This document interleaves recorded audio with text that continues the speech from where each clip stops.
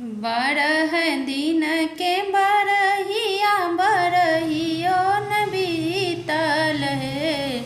12 दिन के बरहिया बरहियो न बीतल है। हे ललना खीरकी के और पिया झाँकी देखी त मोहिया लागेला है। हे ललना खीरकी के और पिया झाँके देखे त मोहिया लागेला है।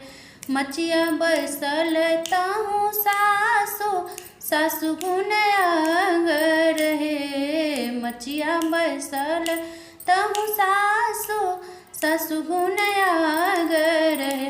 हे सासू तनी ऐसा रखुना होरिला बसैया के मन मारा खब है। हे सासू तनी ऐसा रखुना हो